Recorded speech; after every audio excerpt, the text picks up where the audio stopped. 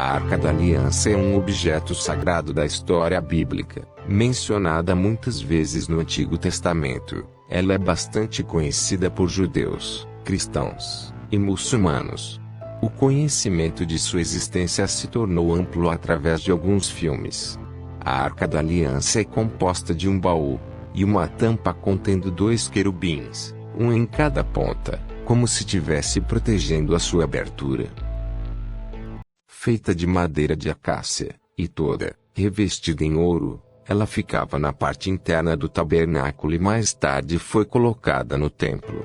Dentro dela foram colocadas as tábuas da lei.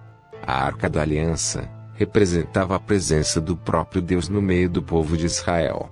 Somente o sumo sacerdote obtinha o acesso até o local onde a arca estava, e toda vez que o sacerdote sacrificava um animal pelos pecados do povo, o sangue do animal sacrificado era derramado na tampa da arca ao lado direcionado para o leste. Ninguém tinha permissão de tocar na arca. Em algumas passagens bíblicas é relatado que aqueles que tocaram na arca foram mortos instantaneamente. E somente os levitas podiam carregá-la usando apenas argolas e bastões sustentados pelos ombros. A última vez que a Arca da Aliança foi mencionada nas Escrituras foi em 2 Crônicas 35:3, onde o rei Josias ordenou os levitas que retornassem a arca de volta para o templo. Depois disso não houve mais menções sobre a arca. Anos depois, com a destruição do templo após o cerco babilônico que durou mais de 2 anos comandado pelo rei Nabucodonosor, a Arca da Aliança juntamente com os utensílios do templo não foram registrados junto com os despojos levados para a Babilônia. Então foi presumido que ela desapareceu ou foi escondida antes do ataque ao templo.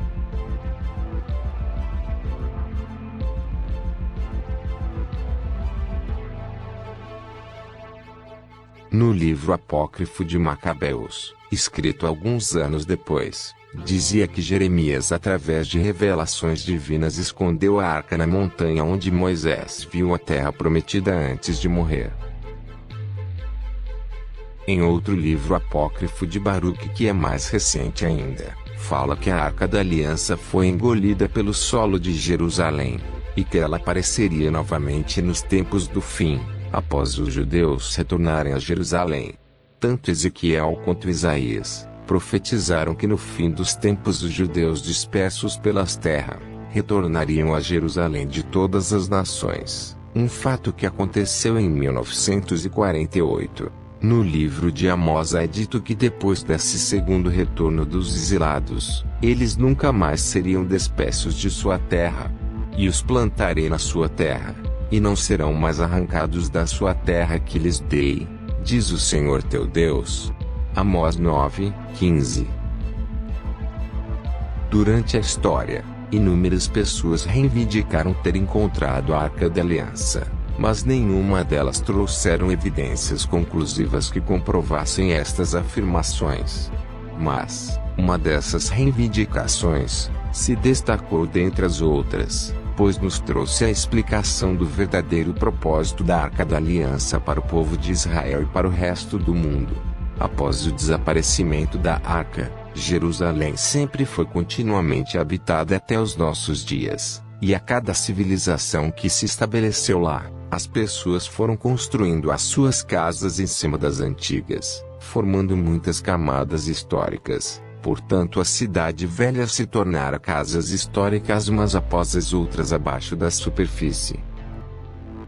Em 1854, um missionário chamado James Buckley, ao passear ao redor das muralhas velhas em Jerusalém, se deparou com uma entrada que dava acesso a uma gigantesca caverna, com vários túneis e aberturas abaixo da superfície da cidade. Esta entrada estava fechada por vários séculos, e as cavernas se estendiam por 5 quarteirões abaixo da cidade.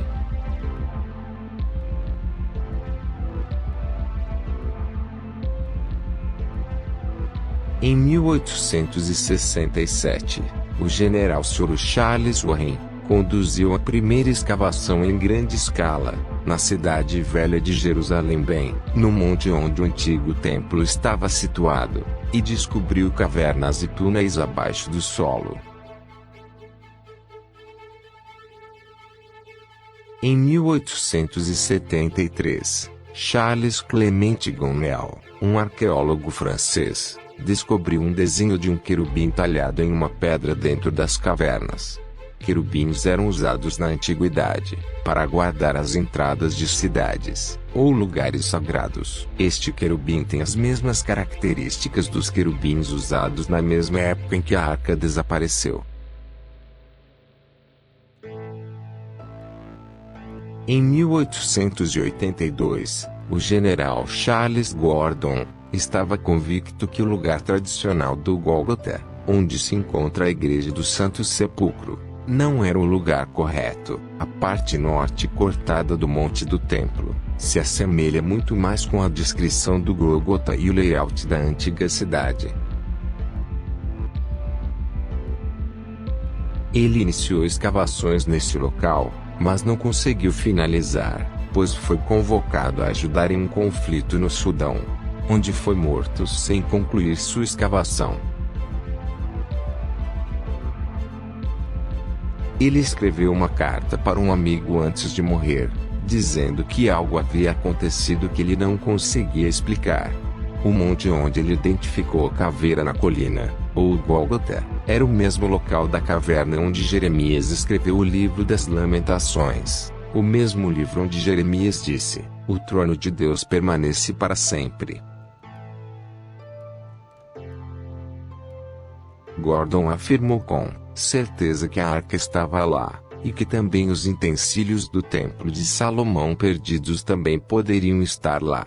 Uma afirmação estranha, como ele poderia saber que a arca estava ali? O local permaneceu coberto de entulhos, e suas cartas foram guardadas em um local seguro. 100 anos depois, o Dr. Ron White orava a Deus para usá-lo para mostrar ao mundo a veracidade bíblica. Ele já havia estudado sobre o grande dilúvio e investigado os remanescentes da Arca de Noé na Turquia. E também ainda estava estudando o êxodo do povo de Israel do Egito, e o local da travessia do Mar Vermelho, onde ele fez vários mergulhos e encontrou várias rodas de carruagens egípcias antigas lá no fundo. Foi em uma destas viagens de mergulhos no Mar Vermelho, que ao retornar para casa ele passou por Jerusalém. E enquanto andava ao redor desta parte norte do Monte do Templo, como é conhecido, sua mão levantou sozinha e apontou para este lugar coberto de entulhos, e sem saber como, ele ouviu uma voz que dizia: "Ali é a caverna de Jeremias, e a Arca da Aliança está lá embaixo." O Dr. Ron White ficou muito confuso com o ocorrido, pois ele nunca havia tido esse tipo de experiência antes. E também nunca teve a intenção de procurar pela Arca da Aliança. Mesmo assim, ele retornou para casa e começou a estudar se ali realmente poderia ser o local onde a arca poderia estar escondida.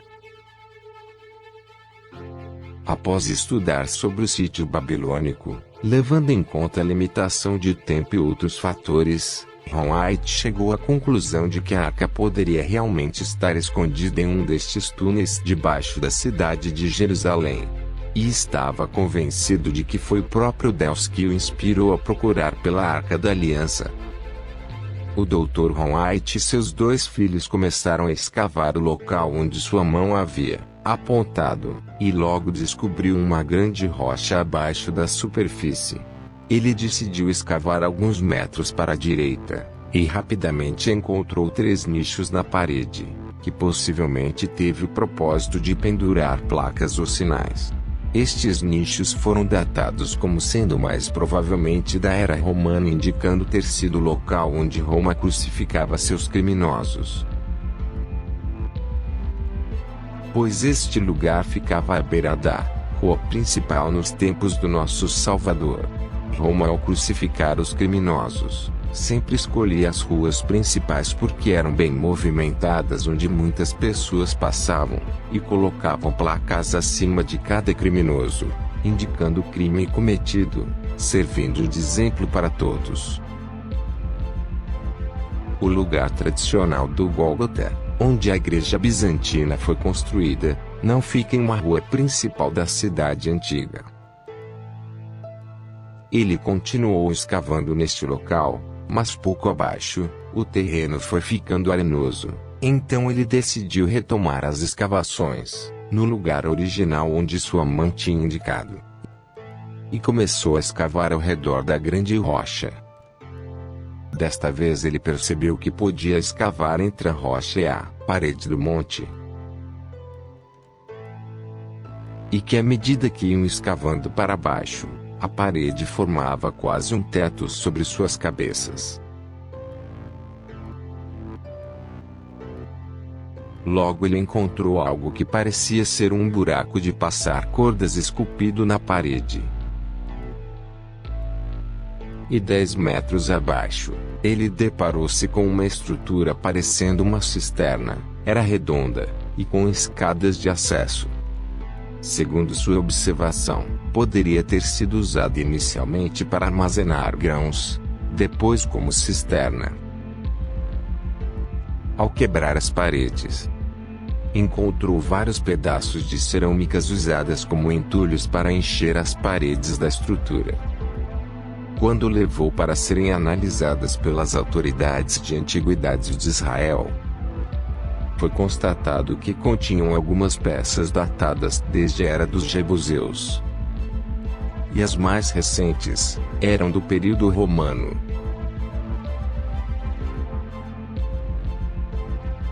Ele continuou cavando ao longo do monte embaixo de onde ele encontrou os nichos acima. Por causa das cerâmicas e moedas que eles encontraram, concluíram que realmente estavam na camada romana. Ao continuar a escavação para baixo, ele encontrou pedaços de ossos de dedo, onde imediatamente ele confirmou suas suspeitas de que ali era um local de execução. Além da crucificação, o apedrejamento também era comum na era romano-judaica em Israel.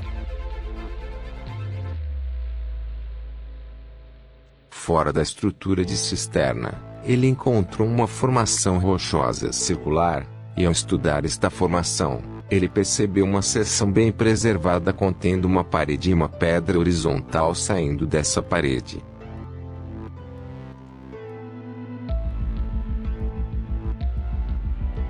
Alguns metros à frente, ele viu uma pedra quadrada que não parecia ser de uma formação natural. Removendo-a com cuidado, ele encontrou um buraco, semelhantes aos buracos onde colocavam cruzes. Ao limpar e examinar este buraco com muito cuidado, ele viu uma fenda grande que se estendia desse buraco para baixo.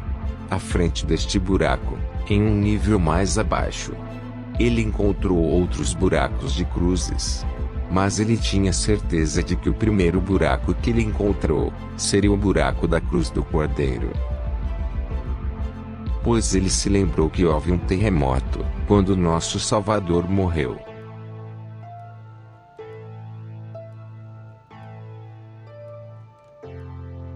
O buraco se estendia 23 polegadas na rocha, enquanto a fenda parecia se estender ainda mais a fundo. O Dr. Ron White encontrou moedas datadas do ano 135 d.C. e concluiu que os cristãos desta época construíram esta estrutura para preservar este lugar como um memorial.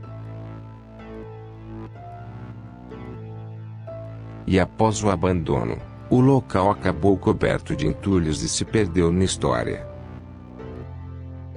Quando a Igreja do Santo Sepulcro foi construída no ano 325 a mando do imperador Constantino, sobre as ruínas de um templo pagão, o local exato da crucificação já havia se perdido há muito tempo. Mas os artefatos que Ron White encontrou são romanos e podem ser datados de alguns anos após a crucificação do Salvador. Portanto, é bem provável que este lugar foi o primeiro a ser reconhecido como Gólgota pelos cristãos da época. Ron White e seus 2 filhos permaneceram por quase 2 anos escavando, à procura de uma entrada para uma caverna ou túnel, sem sucesso.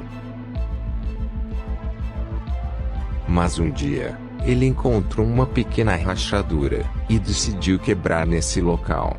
E para sua surpresa descobriu um espaço aberto gigante do outro lado da rachadura. Eles aumentaram o buraco para ter acesso ao outro lado, e viram que a caverna tinha 4 metros de altura e largura. Imediatamente ele achou que a arca estaria ali naquela caverna, mas ela estava vazia, e dava acesso a vários túneis pequenos. Durante 2 anos, Ron White e seus filhos iam com frequência para os Estados Unidos para ganhar dinheiro e voltar para Israel e continuar as escavações. Neste momento ele dependia de ajuda financeira de outros. E seus 2 filhos ficaram doentes e tiveram que retornar aos Estados Unidos. Mesmo assim, ele perseverou e não desistiu, pois se lembrou que Deus prometeu que ele encontraria a arca ali naquele local. Um morador local que o ajudava era mais magro, e conseguia ir a lugares onde Ron não conseguia. Ao continuar procurando, Ron encontrou uma passagem parecendo uma chaminé que dava acesso a um pequeno túnel difícil de passar. Ao atravessar para o outro lado deste túnel, ele encontrou uma estalactite medindo 40 centímetros em frente a uma parede como se estivesse indicando algo. Atrás havia um buraco bem pequeno, que não dava para ver do outro lado. Então Ron aumentou o buraco, e viu uma outra caverna do outro lado que não parecia promissora.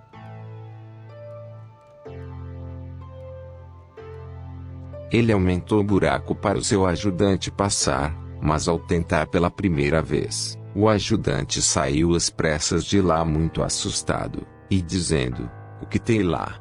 Eu não voltarei lá mais não." E saiu da escavação o mais rápido que podia. Ron percebeu que tinha algo estranho do outro lado. Era 6 de janeiro de 1982, então ele aumentou o buraco para que ele pudesse passar. Ao conseguir atravessar para o outro lado, ele viu que era uma câmara cheia de pedras, e tinha apenas um espaço de 45 centímetros entre as rochas e o teto.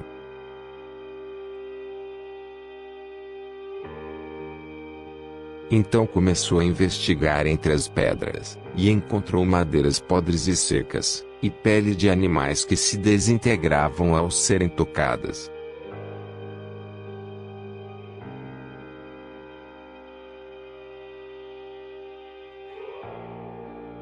Viu também uma luz refletindo um brilho, e achou que seria a arca, mas ao remover a pele, viu que era uma mesa de ouro, com a decoração na borda composta por um padrão alternado contendo sinos e romãs. Nesse momento, Ron White tinha a certeza de que estes poderiam ser os utensílios do primeiro templo. Ou mais precisamente, seria a mesa do pão do templo de Salomão. E Ron começou a investigar a câmara mais minuciosamente com sua lanterna. Percebeu uma fenda no teto, e ao limpar o caminho na direção da fenda, ele viu uma caixa feita de pedra que tinha uma tampa plana também feita de pedra. Esta tampa estava rachada em 2 partes, e a menor parte estava movida mais para o lado, criando uma abertura para dentro da caixa. Ele não achou espaço para olhar por dentro da caixa, porque o topo da caixa estava muito próximo ao teto. Ele percebeu uma substância preta na fenda do teto e também esta mesma substância preta estava na borda da tampa rachada escorrendo para dentro da caixa. A fenda do teto estava alinhada perfeitamente com a rachadura da tampa da caixa. Ao perceber o que significava aquilo, Ron desmaiou instantaneamente. Ele percebeu que aquela fenda estava diretamente abaixo da rachadura do buraco de cruz, que ele encontrou logo acima, e que a substância preta era sangue que escorreu pela fenda, passando pela rachadura da tampa e caindo sobre o que estava dentro da caixa. Nesse momento ele teve a certeza de que a arca estava dentro daquela caixa. Mas o mais impressionante foi perceber que o sangue do cordeiro caiu sobre a arca da aliança. Pois novamente lhe veio à mente que no momento da morte do cordeiro, houve um terremoto que fendeu o chão desde o pé da cruz até a tampa da caixa onde estava a arca. E quando o soldado romano perfurou a costela do Messias, que de acordo com as Escrituras, jorrou água e sangue, e isso fez com que o sangue do Messias com a ajuda da água escorresse pela fenda, e caísse em cima da arca da aliança.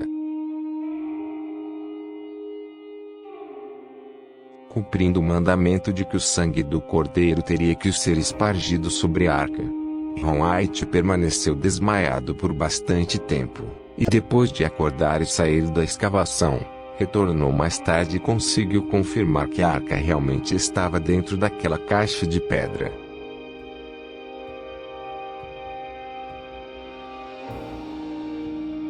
Onde rapidamente notificou as autoridades israelenses sobre a descoberta, mas foi instruído a não divulgar a ninguém. Ron retornou à câmara várias vezes e relatou que vários itens estavam ali acompanhados da Arca da Aliança. O candelabro de ouro, o altar dourado de incenso, a mesa dourada do pão, um incensário dourado, uma argola de bronze, lamparinas de óleo, e uma espada gigante. Atrás da caixa de pedra onde estava a arca, Ron encontrou pergaminhos feitos de pele de animais em perfeitas condições, contendo os livros da lei. Ron presumiu que estes eram os originais que Moisés escreveu.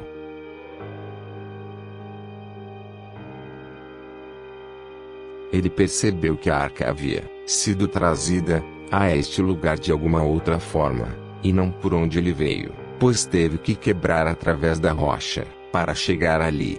Movendo as pedras ele encontrou uma entrada indo ao sul na direção da caverna de Zedequias no outro lado da rua onde o querubim havia sido encontrado.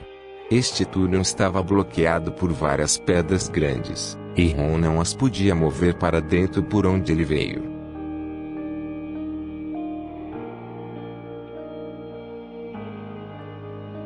Ron pegou uma amostra do sangue e levou a um laboratório em Israel para ser analisado, e o resultado chocou a todos.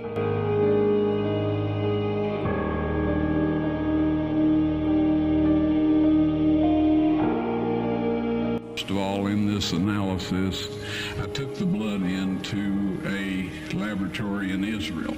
I asked one of the people I work with in antiquities, where is a good laboratory that does reliable work? And they said, such and such, such and such. I took it. I just said, please examine this blood and tell me what you can tell me about it. All right? They said, well, look, we're going to reconstitute it. We're going to put it in normal saline and keep it at body temperature for 72 hours with gentle swirling. All right, that's their business. That's great. I said, now I want to be there when you check it out. They said, fine. So I was back. They checked it out. I said, now, they said it's human blood. We can tell that. They did whatever tests they need to do. And then I said, take some of the white blood cells and put them in a growth medium. And keep them at body temperature for 48 hours. And they said, well, that'll do no good because it's dead blood. I said, would you please do that for me? And they said, okay, we'll do it. So anyway, I said, I want to be there when you take it out and examine it. So I was back there. They took it out, examined it under the microscope, and the one technician called the other one over there, and then they called the boss over there, and they were talking Hebrew a mile a minute there for a little bit, and they looked at me and they said, "Mr. Wyatt, this human blood only has 24 chromosomes in it. Everybody else has 46. You see, 23 from your mother, 23 from your father, 22 autosomes from your mother, 22 autosomes from your father. You get an X from your mother, you may get an X or a Y from your father, all right? This blood had 23 chromosomes from the mother's side, one Y chromosome only. You see, the child could not have developed if they hadn't had the autosomes from the mother. So all of his physical characteristics were determined by his mother's side of the family, her autosomes. His maleness was determined by this one Y that came from the source, not a human male. Then they said, this blood is alive. And then they said, whose blood is this?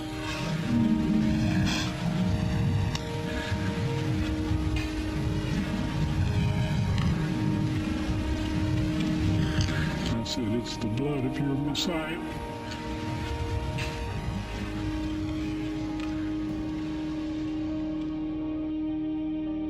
Em sua quarta visita, a câmara estava toda limpa e a mobília estava toda organizada. E Ron viu 4 anjos, 2 em cada lado da arca, e os anjos lhe disseram que estavam incumbidos de protegerem a arca da aliança. Ron foi instruído a colocar a sua filmadora no tripé e deixar gravando. Logo após, os anjos abriram a arca da aliança e ajudaram Ron a tirar as tábuas da lei de dentro da arca, e pediram para ele segurá-la mostrando para a filmadora. Em seguida os anjos disseram que a arca só seria revelada ao mundo após o aparecimento do anticristo. Então Ron foi embora deixando a filmadora dentro da câmara, segundo a ordem dos anjos. Gratidão por assistirem. E até o próximo vídeo.